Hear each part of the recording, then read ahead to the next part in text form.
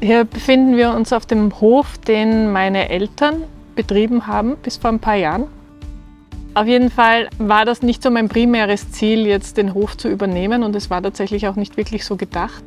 Ich bin nach Wien gezogen, habe dort mein Studium gemacht, habe irgendwann dann ein Yoga-Zentrum gegründet, 2010 mit dem Florian gemeinsam, und habe dann überlegt, was kann man mit dem Bauernhof machen. Also umso länger man und umso weiter man weg ist, umso schöner ist es ja dann irgendwann einmal, wenn man wieder nach Hause kommt. Und wir haben uns entschlossen, einen Seminarbauernhof daraus zu machen. Das ist eigentlich genau das, was man beim Yoga sucht, was wir hier am Bauernhof anbieten können. Wir haben direkt die Natur, wir gehen aus dem Haus raus, wir sind im Bach, wir gehen Eisbaden, wir gehen in den Wald. Wir holen uns das Gemüse, das wir essen, direkt aus dem Garten.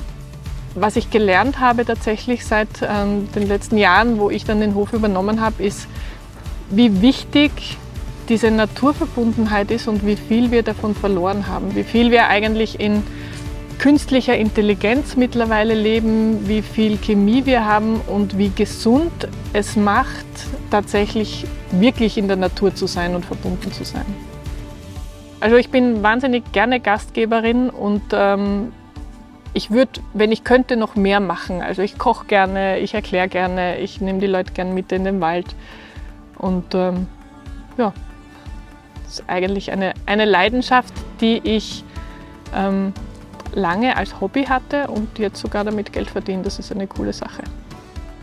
Ich sage mal so, es wird den Bauernhof nicht geben in der Form, wie es ihn gibt, und nicht erhalten werden, wenn Urlaub am Bauernhof kein Thema wäre. Ein weiterer wichtiger Teil ist die Nachhaltigkeit, die wir Schritt für Schritt mehr einbetten. Das beginnt damit, dass wir das Regenwasser für verschiedenste Dinge nutzen, ob das jetzt die Toilettenspülung ist oder Gartengießen.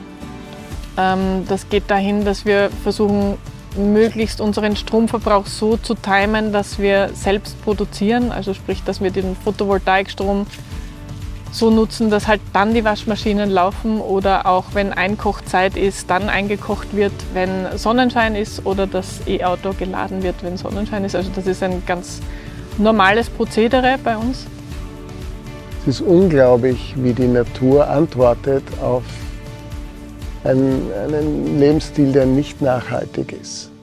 Und auch jetzt mit den Stürmen, wo die Wälder einfach umknicken, also da gibt es keine Alternative, als gemeinsam mit der Natur, für die Natur und auch sich ein bisschen zurückzunehmen. Ja?